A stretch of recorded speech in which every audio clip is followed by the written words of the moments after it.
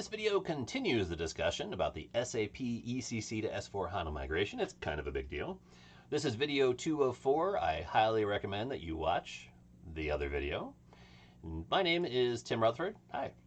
Again, this is video 204. It's not meant to be modular. You might ask, why not just make one long video? Well, people don't like long videos, and these videos are long enough. Divide it up. So just dividing them up by category. So there you go. The first video was an introduction to why all this is happening and talking about me. I suggest you watch it because you might be watching these videos saying, what's he talking about? So this video is all about hardware and database changes in S/4HANA compared with ECC, and they're kind of all integrated together. So, continuing the discussion, technology is changing. You don't need to watch this video to know that. You know that the cloud is new, processors are getting faster, the storage is getting bigger and faster, faster access from one area to another. This has been true for 50 plus years, and if you're familiar with Moore's Law, it's every 24 months we double capacity and our abilities to do stuff with computers. So that is kind of the basis for what's happening with S/4HANA. That's kind of the mentality going into it. So if you look at what you're using with ECC, over the past 40 years, it's the same database, the same infrastructure. It's just faster. So thinking about connectivity, it was BNC cables, and now it's fiber. Oh, it's faster. It's still a connection. We used to have tiny little hard drives that were really slow, and now we have big, fast hard drives. But the database is still the same, and I'm going to show you some examples of that in a little bit. So what is happening is all of the ERP vendors, a lot of the software companies are saying, let's rewrite the code to take advantage of the technology that is out there. So this video will talk about the hardware and the database, and it goes together. And the reason why the hardware and the database are going together is, well, it should come through, be a little more clear as you're watching the video, right? So essentially, S/4HANA, the database, the HANA database is a product of 21st century hardware. Still hardware, still data, there's still software, but yeah, let's talk about it. So first, just talking about some data here. This is something that is probably familiar to you, and if not, you can probably relate to it. This is a purchase order. This is displaying a purchase order. Now, what you may not realize is that to display this, there are multiple elements coming from multiple tables, multiple data tables. So we have basic information about this purchase order. We have the purchase order number, we have the vendor, we have material codes, and we have the quantity, and we have the price. There are some other things that are specific, like the date and currency, those kinds of things. But the other elements you're seeing on this screen are coming from other tables. So all we need within our purchase order is this material code. That material code then looks at another table, physically a different table, and says, these are nuts. It's looking at that table, and that table says, this material code is nuts, and it's measured by weight. We're not getting individual nuts. We're getting a kilogram of nuts. This is the price, maybe, or the price is coming from another table that's connected to our vendor. So all of this is coming from all these different tables, and this is relational databases. So rather than having one kind of table that has all the information in it, we have kind of an overview here. So we have the order ID, the product ID, the unit price, the quantity, and if there's a discount. All right, order the product ID here. So what is it we're buying? The product ID, there's a whole other table, physically a different table with all of the information about it. And then some of that information, the category ID, that's coming from another table. The supplier, well, which supplier do we have? Maybe we have multiple suppliers. That's yet another table. All of the contact information for the supplier, going back to the original, the order ID. Okay, so I have the order here. How are we shipping it? So here we have all the information about shipping, and then we also have within this people who ship. Well, who are different shippers? Which one did we choose? That's yet in another table. Physically, they are in different tables, and the reason for that is if you had just one gigantic table back in the 70s, it couldn't keep up. So what this is back in the 70s, these relational databases, it was, well, I have this, and I need to know more. And as I paint the screen with the elements, I'll query this table and come back with this, and I'll query this table and come back with this, and I'll query this table and come back with that. So printing on the screen, printing on a report, whatever it might be, it's easier to go between all of these. You may have also seen this as a star schema, where you have some sort of facts, the details, and then the details are coming in from different areas. So this is a 1970s relational database. What we have now are faster processors for faster access, faster hard drives for faster access, faster connectivity for faster access. But it's still a 1970s relational database. I've actually had discussion with IT professors at universities, and I've said, we need to think about discontinuing the teaching of this 1970s technology. And I've literally had as a response, I hardly think that Python is 1970s technology. What is not being understood in the university side is that, no, we're talking about a different back end. It's no longer being set up physically like this. It's now something else. So what that something else is, it's in the late 90s as people were realizing how much faster the processors were, the throughput was, all of those things. They said, given this extra speed, what if we redesigned the database and took advantage of the speed? So in the 2000s, they came up with a total database redesign. We no longer have this relational database, the star schema. It's now a 21st century database. We still organize it like this, so we still make sense of it like this, but physically being stored in data, and I almost said hard drive, but we'll get to that in a moment too. But the way that the data is actually stored within the full database is not like this anymore.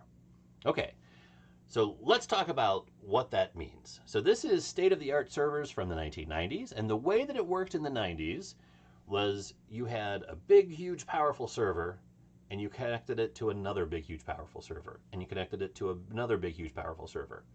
They were all, there was kind of one who was doing the load balancing, making sure that they were all doing the, spreading out the work between them.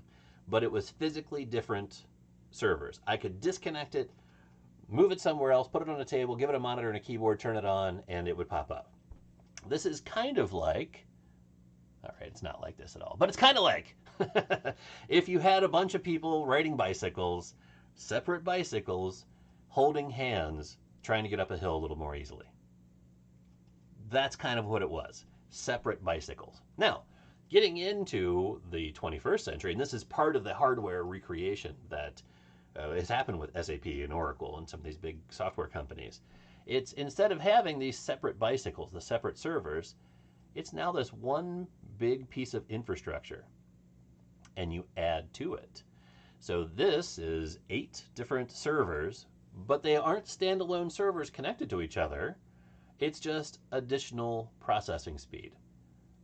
This is all connected here, and you're just adding. You just add a new one. Now, the marketing for these are, hey, you just plug it in, press a couple buttons, and it's up. It's probably a bit more complicated than that. But comparing these, it's kind of like whatever this thing is. So instead of having multiple bicycles and everybody's holding hands, it's one piece of hardware, and people can pedal and add to the processing power within it. That's just a rubbish analogy, isn't it? But anyway, it works. In your head, think of it. Holding hands on bicycles or one big bicycle with multiple pedals. So some of the things that make all of this stuff faster, some of the things they're taking advantage of with this. This is a hard drive, and if you don't know what a hard drive, how a hard drive works, there's this spinning thing. It's like a record player, and it spins around. And there's this head that moves back and forth that collects the data. It reads and it writes from that same head. So it spins around, this thing moves back and forth. There are multiple levels of it, blah, blah, blah, blah, blah. Lots of stuff I don't understand. You don't need to know. But just realize, thinking about this thing spinning, how do you make it faster?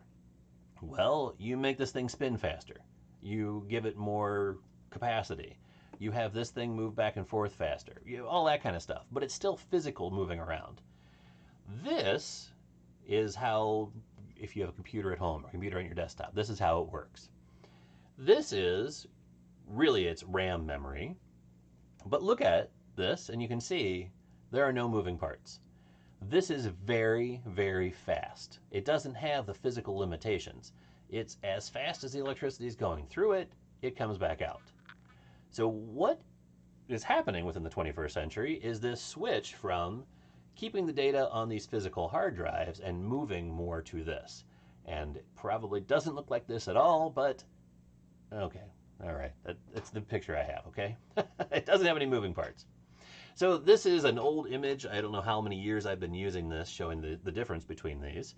But this is the seek speeds, the read and write speeds for a hard disk drive. So one of these physical drives. And this is creating RAM and turning it into a RAM disk, a RAM drive. So this, you can just see that the speeds are much faster. 104 versus 4,906. This is probably totally different by now, but you can see this is probably not much faster, and this probably is a lot faster. So what this is doing, instead of having a physical hard drive where you save your data and you have your ERP system, it's going to this. So it's having a gigantic set of RAM, and you're running everything in it. So it's a very different way of thinking about it.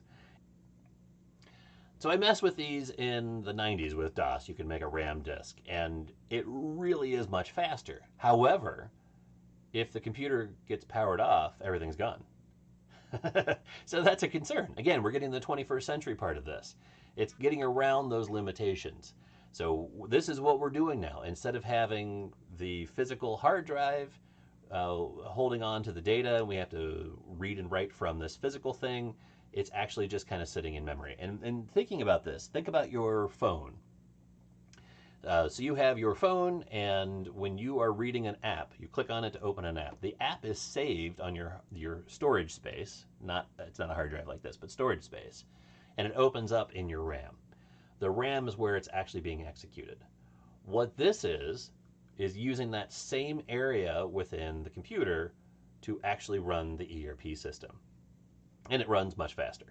Okay, so here we go. HANA is released in 2011. I don't know how up to date this is, but just realize it's fast. So it's having that multi-architect, having the infrastructure there, so you can just add more things. So it's parallel scaling with many blades. So that's in showing you, come on, this guy. He's adding blades in here. So you just add one and then you have more. And each one of those blades is an enterprise class server. So you just add more. And this is showing you it was about 50,000, however many years ago that I pulled this. The throughput is there to be able to pull it together, and the price has dropped, the performance goes up, all those wonderful things on the hardware side. And then getting rid of that relational database, the aggregate tables, and going to a row and column store with built-in compression. So as it's working, it's actually doing its thing. So if thinking about it from that star schema that I showed you, the new way that the data is organized is by column and row, all in one jumbled mess. So this is the thing, and for me to try to explain it, I can't even explain it. But this is how it is. Rather than having a separate store for the table, it's all one big table, and the server, the HANA server, can keep track of where everything is, and it moves very fast. So another piece of what happens with this, in comparing to the relational database, let's say you have something like this, and we have our order ID. And within the order, we have the unit price and the quantity. And so this was, in the past, a separate table. Let's say that our customer has placed this order, and they're going to pick it up. Well, we give a discount for that. So we have discount in here, okay? So whatever that discount is. Then we go to the order, and within the order ID itself, we have this information, the customer ID. And then we have all these fields in here about shipping. The customer's picking it up, though. These are all empty. Within a traditional relational database, it's just an empty field taking up space. Within this, no empty spaces. And that's part of how this ends up being optimized. You don't have to worry about the empty spaces. If it's not there, it's not there. So it's a very different way of looking at the database. It is not this anymore. It's organized by this, but physically it's not like this anymore. All right. So thinking back to that 1970s technology, the relational database, trying to get real-time data is more of a challenge. So whatever's pulling the data must be connected to the system, right? It has to query the multiple tables, and the data is stored on hard drives, which is slowing the access. So all of this is happening. That's using up processors and some of the speed, some of the throughput that's available just to query some real-time data to get some analytics. But the system is still running, so then the business can't stop. So what ends up happening, and this is probably how your organization is set up, you have more of a batch process. During downtime, the data, it's not real time, it's a batch goes through, pulls all the relevant data and throws it into the business warehouse. So maybe it's an hour behind, maybe it's a day behind, maybe it's a week behind. That's part of that 1970s relational database technology. Now, a company I work for, and this isn't a one-to-one example here, but they had a really, really old legacy system, an AS400. Now, customer service used the AS400. So if you were calling the customer service, they would query the AS400 to find your information. Web comes along and they started doing web-based orders. Well, the web doesn't connect to an AS400, so they had an Oracle database, separate database. There was no real-time connection. The batch was run every night.